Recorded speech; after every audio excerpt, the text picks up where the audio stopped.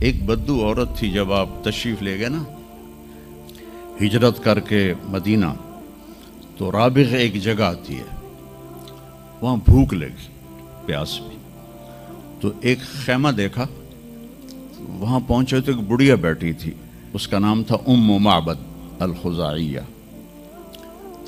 تو آپ نے سوال کیا، ماں جی ہم مسافر ہیں، کوئی کھانے کو ملے گا؟ تو نے کہا بیٹا قحط کا زمانہ ہے، کچھ بھی نہیں ہے۔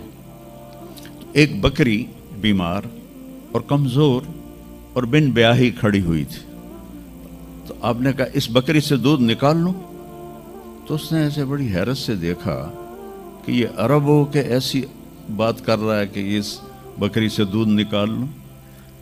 تو وہ کہنے لگی یہ تو بن بیاہی ہے، اس کا تو ویسے بھی اس کے جسم پر بوٹی نہیں ہے، اس سے ایک قطرہ بھی کوئی نہیں۔ کہا ماں جی آپ اجازت دیں؟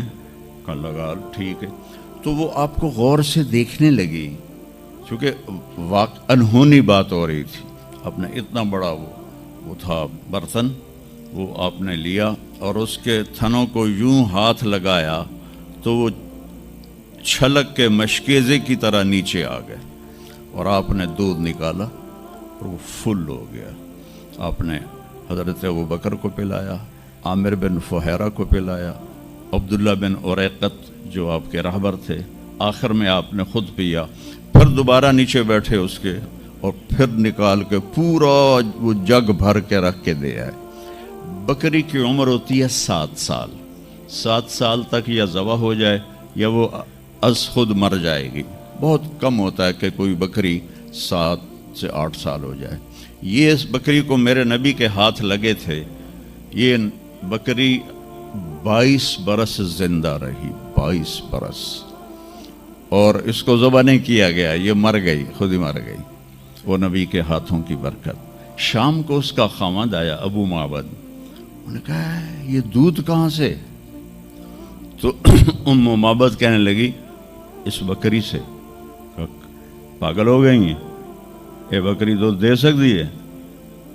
اس نے کہا میں بھی یہ سمجھی آئی نہیں دین دی، پر کوئی جادوگر آیا ہے، وہ ہاتھاں دی کرامت آئی ہے، جگ بھریا پیا۔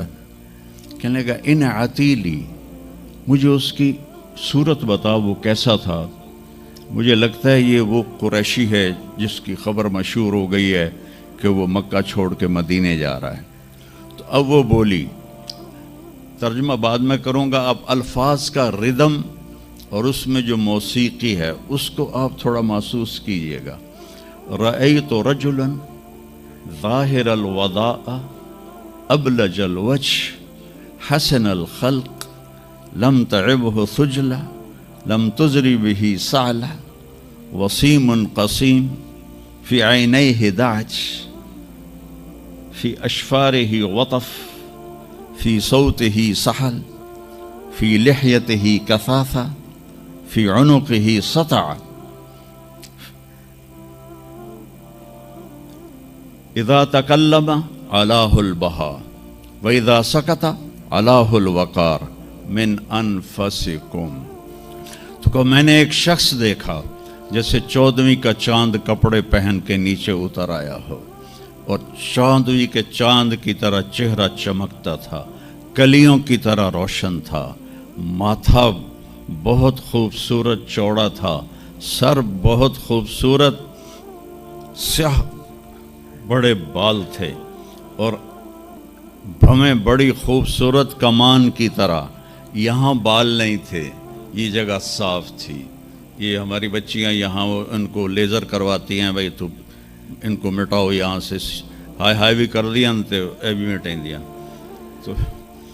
تو میرے نبی خود ایسے آپ کی بھویں یہاں تک آ جاتی تھی، یہاں تک، اور آپ کی آنکھ موٹی تھی اور سیاہ تھی اور سرخ ڈورے تھے اور لمبی تھی، اور آپ کی بھویں قدرتی لمبی تھی، لمبی جیسے یہ بچیاں وہ مصنوعی نہیں لگا لیتی، وہ پتہ بھی لگ جاتا ہے مصنوعی ہے تو کی فائدہ ہویا، تو یا تو پتہ نہ لگنے دو، اور جب دور سے نظر آ جاتا ہے کہ کسی اٹھ دی لے کے آ گئی ہے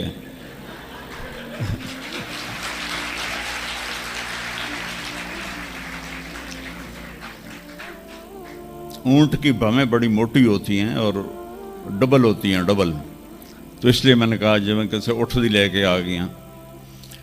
اور خوبصورت داڑھی تھی، لمبی گردن سراہی دار تھی.